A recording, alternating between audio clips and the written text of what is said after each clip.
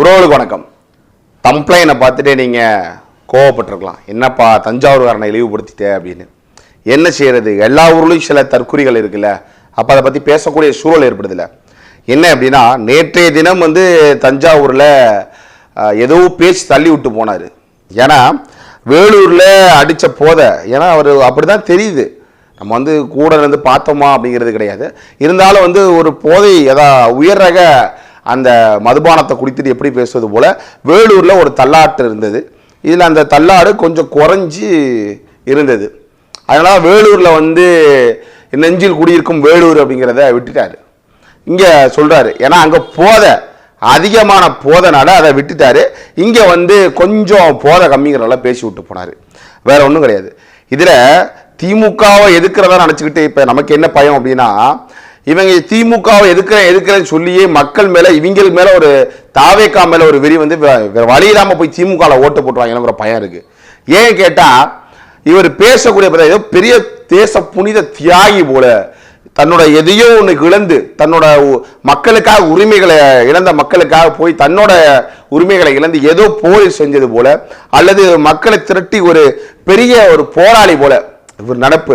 ரஷ்ய போராளி ஸ்டாலின் போல, அதே போல பெரிய பெரிய போராளிகள் இருக்காங்களா, அது போல இவருக்கு நினைப்பு.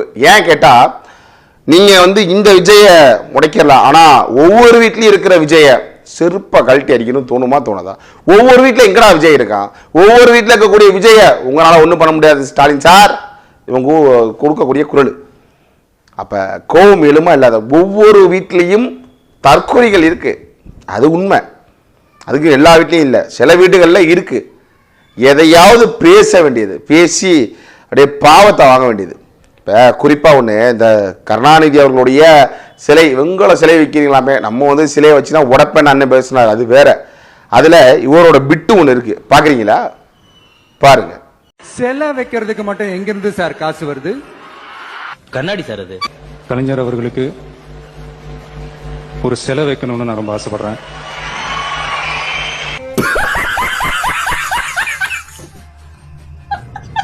பார்த்துருப்பீங்க, இப்படி மாறி மாறி மடக்கு தனமா பேசக்கூடிய ஒரு வேலையை யார் செய்யறாருன்னா இந்த விஜய். அதை தன் படம் நடிக்கும்போது தனக்கு பிரச்சனை வரக்கூடாது, நம்ம அந்த கெரியரில் உச்சத்தில் நிற்கிறதுக்கு சிலோட உற்சாவெல்லாம் வாங்கி குடிக்கணுங்கிறது போல பேச வேண்டியது. கலைஞர் பேர் மட்டும் இல்லாமல் செல வைக்கணும்னு பேசின இந்த வாய், கோண வாய் இன்னைக்கு என்ன சொல்லுது அப்படின்னா, வெங்கல சில வைப்பை நீங்களே, அது யாருடைய காசு அப்படின்னு கேட்குது. என்னதான் பேச, அதாவது சுயமாக சிந்திக்கக்கூடிய அறிவு கிடையாது. இவர் ஒரு ஆக்டர், இவரை இயக்கணும், அப்படி பின்னாடி இருந்து இயக்கக்கூடிய எந்த ஷானு தெரியல, அதாவது சாமானியர்கள் தெரியல.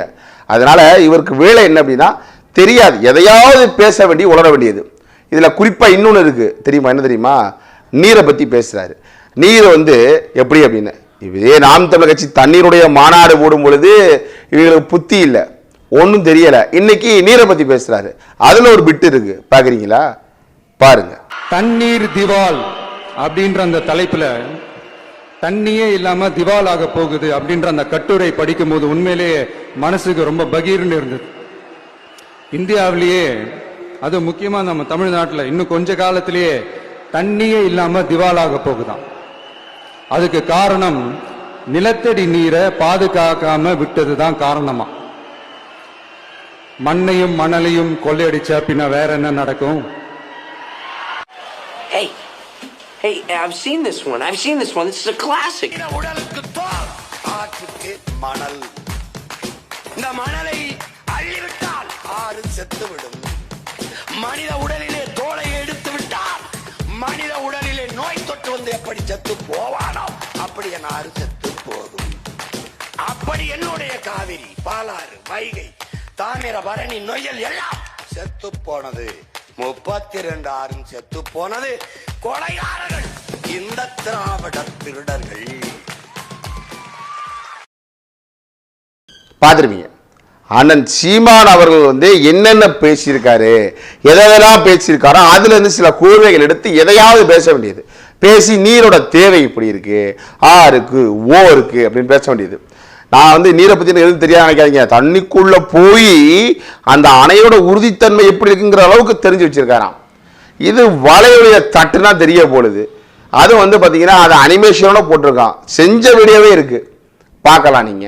அது மட்டும் அது கூகுளில் உலகத்தையே கையில் அடைக்கக்கூடிய கைபேசியில் கூகுள்னு ஒன்று இருக்கு, அதில் போட்டு பார்த்தீங்கன்னா தெரிஞ்சு போயிடும். அந்த அளவுக்கு நான் தெரிஞ்சு வச்சிருக்கேன் அப்படின்னு. இவருடைய நிலை என்ன, ஒரு விரை ஒத்துக்கிறார். எப்படின்னா இப்படியே இந்த ஓம் சக்தி பராசக்தி திமுக ஒரு தீய சக்தினார்ல, இது வந்து சின்ன பிள்ளைங்கலாம் சொல்லுதான். எனக்கு தெரிஞ்சு சின்ன பிள்ளைங்க சொல்லியிருக்காது, இதே ஒரு சின்ன பிள்ளை, இதுதான் வேற வழி இல்லை, அறியா பிள்ளை, தெரியாம பேசிட்டு இருக்கு. எப்படி ஒரு மடக்குத்தனமா பேசியிருந்தா கோவம் வருமா வராதா? எதையாவது பேச வேண்டியது, தட்டுனா எல்லாமே வருது. வலைவலியில நெட்டை தட்டுனா நெட்டில் பார்த்தா ஏகப்பட்ட விடயங்கள் A to Z வரைக்கும் கிடைச்சிட்டு இருக்கு. இது வந்து நீ பெரிய சாதனை போல மக்கள் மத்தியில் பேசி தெரியுது. சரி விடுங்க. இதுல இன்னொரு சிறப்பு என்ன எப்படி இருக்குன்னா, சீமானை பார்த்து எப்படியெல்லாம் காப்பி அடிக்கிறாருங்கிறத நீங்க தெரிஞ்சுக்கணும். ஏன்னா இவர் பச்சை துண்டை போட்டு அப்படியே விவசாயி நினப்பு. இவர் சொல்றாரு, நான் அடுத்த பிறவியில் விவசாயியா பிறக்கணும், விவசாயியை சார்ந்து பிறக்கணும் அப்படின்னு. ஏன்னா தஞ்சாவூரில் மட்டும் தான் நடக்குது, மற்ற எங்கேயுமே வந்து விவசாயம் நடக்கலை. இவருடைய எண்ணம் தஞ்சாவூர் நெற்களஞ்சியம், அதில் மாற்றுக்கிறது கிடையாது.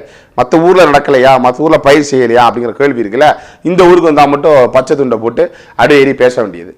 அதில் குறிப்பாக வந்து நம்ம விவசாயம் எப்பப்பெல்லாம் பார்க்குறோன்னு ஒன்று சொன்னாங்க, அதில் ஒரு பிட்டு இருக்குது, பார்க்குறீங்களா? பாருங்க. ஒரு டாக்டர் இருக்காருன்னா நாம எப்போ அவரை பத்தி யோசிப்போம்? இப்போ நமக்கு ஏதாவது உடம்பு சரியில்லை அப்படின்னா அவரை யோசிப்போம், அவர் ஞாபகம் வரும். அது மாதிரி நமக்கு ஏதாவது ஒரு பிரச்சனை அப்படின்னா ஒரு வக்கீலை தேடிப்போம், அவர் ஞாபகத்துக்கு வருவார். இது மனித இயல்பு. அந்தந்த பிரச்சனை வரும்போது நம்ம அவங்கவுங்களை தேடி போவோம். ஆனால் ஆன் அ டெய்லி பேசிஸ் நம்ம சும்மா சாப்பிடும் போது கூட நம்மளை அறியாம ஒருத்தவங்களை பத்தி நினைப்போம், நம்மளை அறியாம அவங்களுக்கு நாம நன்றி சொல்லுவோம். அந்த மதிப்பிற்குரிய அந்த மனிதர்கள் வேற யாரும் இல்ல, விவசாயி விவசாயி விவசாயி. ஒரு மனிதன் தன் வாழ்நாளில் என்றாவது ஒரு நாள் வழக்கறிஞரை சந்திக்கிறான், அது அட்வொகேட். என்றாவது ஒரு நாள் பொறியாளர் சந்திக்கிறான், இன்ஜினியர். என்றாவது ஒரு நாள் மருத்துவரை சந்திக்கிறான், டாக்டர். ஆனால் ஒரு நாளைக்கு 3 வேளை விவசாயியை சந்திக்கிறான். அதை புரிஞ்சுக்கணும். எல்லா மனிதரும் உலகத்தில் மனிதர்கள் செய்கிற தொழிலை செய்கிறார்கள், விவசாயிகள் மட்டும்தான் தெய்வத்தின் தொழிலை செய்கிறார்கள் என்பதை பார்த்துருவீங்க. என்ன அப்படின்னா, சீமான் அவர்கள் பேசினதை அப்படியே பேசுறாரு, அதை மாற்றி கொஞ்சம் திருச்சி தப்பு தப்பா உளறி கொட்டுறாரு. அதானே ஒருவருடைய பேச்சை எடுத்து அதை வாய்க்குள்ள போட்டு உள்ள அதை அப்படியே அரைச்சி கிரைச்சி அப்படியே ஒரு வாந்தியா துப்பி ஒரு வேலை செய்கிறாரு. இவர்களுக்கெல்லாம் என்ன இருக்கு? அதாவது இன்னைக்கு இவர் விசை, இவருடைய அப்பாக்கள்லாம் அப்பா யாரு? சீமா. என்ன நடக்க போகுது? நீரின் தேவை என்ன? அது மட்டும் இல்லாமல் நம்ம குடிக்க பாலின் தேவை என்ன? அப்போ மாடுகளுடைய எண்ணிக்கை என்ன அப்படின்னு நிறைய உள்நோக்கமாக உள்ளே போய் பயணித்து நிறைய விடயங்களை சொல்லி கொண்டிருக்காரு. இது தெரியாது, எதையாவது பேச வேண்டியது. நீருக்கு மானாரா, கடலுக்கு மானாரா, கடலம்மாவா அப்படின்னு கலாய்க்க வேண்டியது. ஆனால் இவங்களுக்கு ஒன்றுனா அவளே வந்து பேச வேண்டியது. இதில் இந்த தற்குறிகளுடைய அலும்பு என்னத்தை சொல்றதுன்னே தெரியல. அதில் ஒன்று கேவலமாக பேச்சு தெரியுது, பார்க்குறீங்களா? பாருங்க. குப்பா பொறுக்கிறவன் 2 பொண்டாட்டி வச்சிருக்கான், கூட்டுறவன் 4 புருஷன் வச்சிருக்கான், காசு இல்லாதவங்க கூட 10 பொண்டாட்டி 10 புருஷனோட ஜாலியா வாழ்றாங்க. எங்கள்கிட்ட காசு இருக்கு, நாங்க வச்சுக்குவோம், வச்சுக்காம போவோம். உங்களுக்கு என்ன அரசியல் தானே, ஓட்டு தானே, ஓட்டுக்குள்ள வச்சு நீங்க சமாளிக்கணும். இது சீக்ரெட் மேரேஜ் தான், நம்மளுக்கு ஒண்ணும் இல்ல. அந்த சங்கீதாவுக்கு இப்பதான் நேரமே கிடைச்சிருக்கு. ஸ்டாலின் சங்கீதாவோட கரெக்ட் பண்ணி காசு கொடுத்துருப்பான். எலெக்ஷன் அன்னைக்கு வந்து நீ கரெக்டா டைவர்ஸ் வாங்க வந்துரு, நான் உங்க 2 பேருக்கு டைவர்ஸ் வாங்கி கொடுத்துறேன்னு ஸ்டாலின் தான் சொல்லியிருப்பான். பார்த்துருப்பீங்க. குப்பை பொறுக்கிறவனுக்கு 2 பொண்டாட்டி, அவங்களுக்கு 2 புருஷன், இப்படி நிறைய இருக்கு. காசு இல்லாதவனே இத்தனை தெரியும் பொழுது நாங்க காசு வச்சிருக்கோம், அப்ப நாங்க யாருக்கோ இருந்தா உனக்கு என்ன?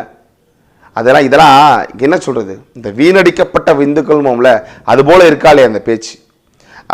கோபத்தின் வெளிப்பாடாக சில கடுசான வார்த்தைகள் நம்ம வைக்க நேரிடுது. என்ன அளவுன்னு தெரியல. நான் காசு இருக்கு, எத்தனை பேர் கூட என்னால் இருப்பேன் அப்படின்னு. அதுவும் குறிப்பாக இங்கே சொல்றது, திமுக கூட நமக்கு வந்து கொள்கை முரண்பாடு இருக்கு. திமுக வந்து திராவிட அந்த சித்தாந்தத்தில் இருக்கு, நம்ம தமிழ் தேசிய சித்தாந்தத்தில் இருக்கோம். நம்ம தமிழ் தேசியம் வந்து எப்படிப்பட்டதுன்னு தெரியும், திராவிடத்தை அடிச்சு புழக்க வேண்டியது நம்ம கடமை, அது வேற. ஆனால் சம்பந்தமே இல்லாமல் சங்கீதாக்கு காசு கொடுத்து இப்படி கரெக்ட் பண்ணி காசு கொடுத்து பேச வச்சிருப்பாராம் ஸ்டாலின்.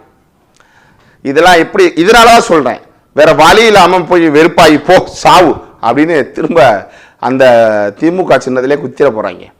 ஏன்னா வெறுப்பேற்றுறான். இப்போ என்ன நமக்கு என்ன தோணுது அப்படின்னா, நான் உங்களை திட்டுற மாதிரி திட்டி நீங்கள் திரும்ப ஆட்சிக்கு வர்றதுக்கு நம்ம ஒரு அஜெண்டா சைன் பண்ணிக்குவோம் அப்படின்னு இந்த விஜய் செஞ்சிருக்கலாம். திமுகவோட பின்னாடி ஒரு கூட்டுக்கலானியாக தான் இந்த விஜய் செயல்படுறதா நம்ம பார்க்க தோணலை. நீங்கள் சொல்லுங்களேன், இவங்க பேசுகிற பேச்சு அப்படி இப்படி என்ன இலவுன்னு தெரில. இதில் இவங்க என்ன சொல்கிறாங்கன்னா, சில விடையெல்லாம் அப்படியே கோபம் வரும், பயங்கரமாக கோபம் வரும். பிடிச்சி சல்புறம் சாத்தி விடுறோமா, இவன் உண்மையிலுமே மனுஷன் தானா, இல்லை தற்குறியா, இல்லை மடக்குதியா அப்படின்னு நிறைய தோணும். ஏன் அப்படின்னா, வெறும் கடிதம் மட்டும் எழுதிட்டு இருக்கக்கூடாது சார், இந்த மீனவர்களுக்கு உண்மையாக உணர்வுபூர்வமாக அழுத்தத்தை கொடுக்கணும் மத்திய அரசுக்கு. எப்படி இந்த மீனவர்களுக்காக சிறைப்பிடிக்க போகிறாங்களே அவங்களுக்கு வந்து இப்படி கொடுக்கணுமா. சரி, சீமான் வந்து நான் மீனவனை தொட்டா நான் தூக்குவேன்னு சொல்லி பேசி சிறை சென்றதெல்லாம் இருக்குது. சீமானோடைய நிலைப்பாடு வேற. ஐயா ஸ்டாலின் கடிதம் மட்டும் எழுதுறாரு. நீங்கள் சொல்கிறீங்க உணர்வுபூர்வமாக அப்படியே மத்திய அரசிட்ட போய் நிற்கிறோம், அப்படியே செஞ்சு கலட்டணும். நீங்களே எப்படி கலட்டுவீங்க? எப்படி மீனவரை கைது பண்ணிட்டான், எப்படி வந்து அதை சரி செய்வீங்க சொல்லுங்க, அதையும் சொல்லுங்க அந்த மேடையில். எதன் பொருட்டு எப்படி எதன் பால் சரி செய்வீங்க? மீனவனை பிடிச்சிட்டான், நம்ம அண்ணன் சீமான் கேள்வி கேட்கிறாரு, கடல்ல எங்கடா அது சூறானா இருக்கு, அந்த தண்ணியில போற கயிறு எல்லை கோடு எப்படா தெரியும் அப்படின்னு சொல்லி நிறைய கேட்கிறாரு. என் மீனவனை தொட்டுப்பாரு, நான் அவனை தூக்குவேன், இது மாதிரி படையமைப்பேன் நிறைய பேசினாரு. ஐயா ஸ்டாலின் கடிதம் தான் எழுதுறாரு. சரி, நீ என்னத்தை புடுங்குவ, எப்படி புடுங்குவ, எப்படி இதை சரி செய்வ? இந்த கேள்வி இருக்கா இல்லையா? அதுக்கு பதில் இல்லை. எதையாவது அடிச்சு விடுறது, அடிச்சு ஒரு கேள்வி கேட்கட்டா, நல்ல ஒரு ஆண்மகனாக இருந்தா, நீ சங்கீதா உங்களுடைய தனிப்பட்ட விருப்பத்துக்குள்ள பேச நம்ம போல, நம்ம அதுக்குள்ளே வரல. ஆனால் அதில் பொது செய்தியில் வேற மாதிரி பேசும் பொழுது அந்த அம்மா கொடுத்தாங்க, அது உங்களுடைய வழக்கு நீங்கள் பார்க்க போறீங்க. ஆனால் அந்த அம்மாவை பற்றி ஒரு பெண்ணை பற்றி தவறாக பேசக்கூடிய ஒரு சூழல் இருக்கிறதுனால நம்ம இதை பேசுகிறோம். என்ன அப்படின்னா, அவர்களை எவ்வளவு கேவலமாக உன் மேலே இருக்க அந்த ரசிக போதையில் சில நாய்கள் பேசி கொண்டிருக்கு. அதை எதிர்த்து ஒரு கண்டனம், இவ்வளவு நாளாக வாழ்ந்த 2 பிள்ளையை பெற்ற ஒரு கண்டனம், இதை பேசாதீங்க, இது என்னுடைய விடயம், நான் பார்த்துக் கொள்கிறேன் அப்படின்னு ஏதாவது ஒன்று. எதுவுமே இல்லை. நீ எல்லாம் என்னடா நீனு, எனக்கு புரியவே இல்லை. உண்மையிலுமே நீலாம் ஆம்பளை தானா? இந்த கேள்வி இருக்குல்ல. ஒருத்தன் பொண்டாட்டிய பேசுறான், மானாங்கனியமா பேசிட்டு இருக்கானுங்க, பச்சையா பேசிட்டு இருக்காங்க. அதை எதிர்த்து ஒரு குரல் கொடுக்க முடியல. கேட்டா இன்னைக்கு அவங்க வந்து அவங்க நான் பிரிஞ்சுட்டேன் அப்படின்னா, நீ பிரியல மயிறு சக ஒரு மனிதா ஒரு பெண்ணா பாரு. ஒரு பெண்ணு இது மாதிரி போல பேசுறாங்க, அப்ப என்ன பண்ணுவ நீனு? தன்னோட வீட்டிலேயே ஒரு மயிரை புடுங்க முடியல, நொட்ட முடியல அப்படின்னா இந்த நாட்டை நீ எப்படி திருத்துவ, அந்த நாட்டை எப்படி சரி செய்வங்கிற கேள்வி மக்களுக்கு எழுமா இடாதான்? பதில் சொல்ல முடியுமா? எதையாவது பேசி உருட்டி கேவலப்படுத்த வேண்டியது வெக்கமா இல்ல? ஒரு தலைவனா இருக்கிறவனுக்கு சில வார்த்தைகள் இருக்கு. அஜெண்டா, பக்கா மாசு, தூசு, என்ன இலவுடாது.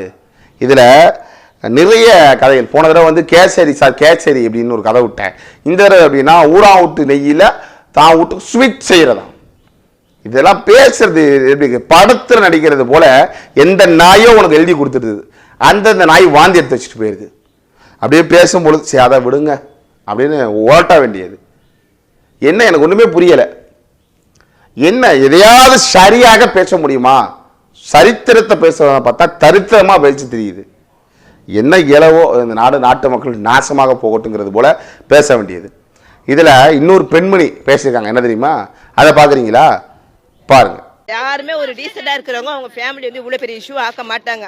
அவளுக்கு இது வந்து ஒரு கையாளாகத தரும். திமுக தீய சக்திகளோட கையாளாகத தரும். இன்னொருத்தவங்க பெட்ரூமை எட்டி பார்க்கறது எவ்வளவு ரெண்டு சிரமம், அதே மாதிரி ஒரு விஷயத்த அவங்க பண்ணியிருக்காங்க. அதையுமே இப்ப மக்கள் எல்லாருமே புரிஞ்சுக்கிட்டு இருக்காங்க. இது வந்து எங்க தளபதிக்கு நல்லாவே புரிஞ்சிருக்கு. தளபதிக்கு நாங்க எப்போதுமே சப்போர்ட். மறுபடியும் சொல்ல, தளபதி என்ன கவலைப்படாதீங்க, உங்களுக்கு நாங்க எல்லாரும் இருப்போம், உங்களை நாங்க கைவிட்டுற மாட்டோம். பார்த்துருப்பீங்க. அதாவது என்ன மனநிலையில இவங்க இருக்காங்கன்னு தெரியல. ஒருத்தன் பெட்ரூமை எட்டி பார்க்கறது எவ்வளவு பெரிய தப்பு அப்படின்னு அம்மா பேசுது. அவன் பார்க்கிற வரைக்கும் என்ன மயிருக்கு பார்க்க விட்ட நாய அப்படிங்கிற கேள்வி இருக்குல்ல. ஏதாவது ஒன்று அறிவு இருக்கா? அந்த அம்மா கூட வாழ்ந்த ஒரு பொண்டாட்டியை அவங்க கூட இவ்வளோ நாளாக வாழ்ந்து அவனுக்கு தான் மரியாதை, அவ்வளோதான். நீங்கள் வந்து நிறைய பேர் ஒருமையில் பேசாதீங்க போகாதீங்க நிறைய சொல்கிறீங்க. இவரெல்லாம் பார்த்தா கோபம் தாங்க வருது. ஏதாவது ஒன்று பேச தோணுது. கட்டின பொண்டாட்டி இவ்வளோ நாளாக வாழ்ந்த பொண்டாட்டியை ஒருத்தன் தப்பாக எழுதுறான், கண்ணம்னான்னு எழுதிட்டு இருக்கான். அதை கண்டித்து பேச துப்பு இல்லை. இவங்க வந்து பெண்கள் பாதுகாப்புன்னு நினச்சிக்கமே, செருப்பை வாயில் கவ்வ குத்த அடித்து உரிச்சு விட்ருவோம். என்ன பெண்கள் பாதுகாப்பு? உன் வீட்டில் கட்டிய பொண்டாட்டிக்கே பாதுகாப்பு கொடுக்க முடியல. இந்த கேள்வி இருக்கா இல்லையா? திரும்ப சொல்றேன், தனிப்பட்ட உள்ள நம்ம வரங்கிற விருப்பமே இல்லை. இருந்தாலும் என்ன காரணம் அப்படின்னா, கேவலமா பேசுது, கேவலமா விமர்சனம் செய்ய வேண்டியது, அதெல்லாம் கண்டிக்கிறது இல்லையா? சொல்லுங்க, அவ்வளோ ஒரு கோபம் எழுமா இல்லாதா? அப்படி எப்படி போய்கொண்டிருக்கு இந்த தமிழ்நாடு, இந்த தமிழ்நாட்டு மக்களை எவ்வளவு கேவலமா எண்ணிக்கொண்டிருக்கார்கள் அப்படிங்கிறத நீங்க தான் பார்க்கணும். அதாவது விஜய் வந்து பேச ஒரு அவனுக்கு தேவை ஒரு ஃபெஸ்டிவல் போல ஒரு வைபு கத்துவான், அவ்வளோதான். அது வாக்கா மாறும் அப்படின்னா வாய்ப்பே இல்லை. உங்களுக்கு வாக்கர்ச்சியாக தான் மாறும். தயவு செய்து புரிஞ்சுக்கணும். உங்களுக்கு நீங்கள் சில விடயங்களை, தனிப்பட்ட விடயங்களை நீங்கள் பேசி சரி செய்யணும். அது வேற. அதை நீங்கள் ஒரு பொது விடயத்துக்கு வந்துருச்சுன்னா அதை எப்படி சரி செய்யணுமோ செய்யணும். அதெல்லாம் உங்களுக்கு தெரியாது. எவனாவது வந்து இப்படி திரும்ப இப்படி ஒரு இது வந்த பிறகு, இப்படி சொற்கள்லாம் எழுதின பிறகு மேடையில் தைரியமாக நின்று உடனே அப்படி ஆக்டிங் இப்படி ஆக்டிங் போடுவானா? இதுக்கு திமுக தான் காரணமா? அது பதில் சொல்லு. திமுக காரணம் இருக்கு இல்லை? திமுக வந்து வேலை செய்ய விட்டது என்ன இருக்கு? உன் வீட்டில் திமுக அதுக்கு வேலை செய்ய விட்ற சொல்லு. உன்னையும் உன் மனைவியும் பிரிக்கிறதுக்கு இதுக்கு வேலை செய்ய விட்ட? இந்த கேள்விலாம் இருக்குல்ல, இதெல்லாம் தற்குறி தாய்களுக்கு புரியுமா? ஒன்றும் புரியாது. இவன் மேடையில் ஏறி என்னையாவது பேசி எதையாவது பேசி கதைக்க வேண்டியது. எரிச்ச ஆகுமா ஆகாத சொல்லுங்க? கோபத்தின் வெளிப்பாடில் நம்ம எதையாவது ஒன்று செய்ய வச்சுருவாங்க போல. நேற்றெல்லாம் பார்த்து அந்த இரிட்டேட்டுமாயில அது மாதிரி ஆயிடுச்சு. என்ன இரிட்டேட்டு? ஏன் உனக்கு என்னப்பா இரிட்டேட்டுனா, வேற வழி இல்லாத திமுகவை எதிர்க்கிறேங்கிற பேரில் திமுகவுக்கு வாக்கு கேட்டுட்டு இருக்கு, வாக்கரிசி போடக்கூடிய ஆளு. உண்மையிலுமேங்க இவன் திமுக எதிர்க்கிற மாதிரி பேசி இவன் ஒரு டோபோரு அப்படின்ட்டு அங்கே போய் ஓட்டு போட்டுருவான். அதனால தான் விஜயும் எதிர்க்கக்கூடிய சூழல் நமக்கு ஏற்பட்டிருக்கு. எதையாவது பேசி எதையாவது உளர வேண்டியது, காரி துப்ப வேண்டியது தான் மூஞ்சிலேயே. இதை பார்த்தீங்களா எச்சி அப்படிங்கிறது போல. கோவம் எழுமா இல்லாதா? மக்களாகிய நீங்க தெளிவா சிந்திச்சு பார்க்கணும். இந்த மக்களுடைய போராட்டத்திற்காக யாரெல்லாம் குரல் கொடுக்கிறார், யாரெல்லாம் மக்களுடன் சேர்ந்து போராடினார்கள் அப்படின்னு பார்க்கணும். மக்களை போராட அனுமதித்தது, போராடக்கூடிய சூழல்ல தள்ளப்பட்டது யாரு அப்படிங்கிறத பார்க்கணும். இந்த மக்களை போராட்டம் பண்ணக்கூடிய சூழலை வச்சது இந்த திமுக அதிமுக அரசு, இந்த பாஜக அரசு செஞ்சிட்டு இருக்கு. அதே போல மக்களுக்கு எந்த நேரத்திலும் குரல் கொடுக்காது தன் படத்துக்காக பல வேலைகளை செய்து கொண்டு விட்டு இன்னைக்கு வந்து நான் வந்து மக்களுக்காக நிற்கிறேன் அப்படின்னா இவ்வளவு நாளா எங்க நின்று அப்படிங்கிற கேள்வி இருக்கு. அதாவது ஒண்ணுமே அல்லாத தன்னை ஒரு தேச புனிதர் இயேசுபிரான் போல பேச வேண்டியது, புத்தப்புரான் போல பேச வேண்டியது. எதையா அதுக்கு தகுதி உனக்கு இருக்கா? உன்னை நீ புகழ்வதற்கு முன் நீ செய்த வேலைகள் என்னங்கிற கேள்வி இருக்கா இல்லையா? ஒவ்வொரு வீட்லையும் விஜய் அப்படின்னா கோவம் வருமா வராதா? அப்படின்னு ஒரு தேச தலைவரா, தேச புனிதரா, தேச போராளியா, என்ன இளவு? ஒன்றும் இல்லை. சரி விடுங்க. மக்களாகி நீங்க சிந்தித்து செயல்படணும். யாருக்கு நம்ம வாக்கு செலுத்த போறோம் அப்படின்னு வேற வழியே இல்லை. உங்களுக்கு பிடிச்சாலும் பிடிக்காவிட்டாலும் இந்த பிணி, உங்களுக்கு பிடிச்ச பிணி, இந்த நாட்டுக்கு பிடிச்ச பிணி, அதாவது நோய் போகணும் அப்படின்னா நீங்க செய்ய வேண்டிய வேலை ஒன்றே ஒன்று தான். உங்களுடைய வாக்கை சீமானுடைய முகமே சின்னமாக இருக்கக்கூடிய விவசாய சின்னத்தில் வாக்கு செலுத்தினாதான் எதிர்கால தலைமுறை வாழும். திரும்ப திரும்ப நம்ம எல்லா காணொலியிலையும் இதை தான் கடைசியாக பதிவு பண்ணுறோம். ஏன் அப்படின்னா மக்களுக்கு தொடர்ச்சியாக சொல்ல நம்ம கடமைப்பட்டிருக்கோம், வேறு வழி அல்ல. அதனால் சிந்தித்து செயல்படுவீங்கிற நம்பிக்கையில் அந்த காணொலியை நிறைவு செய்வோம். நன்றி.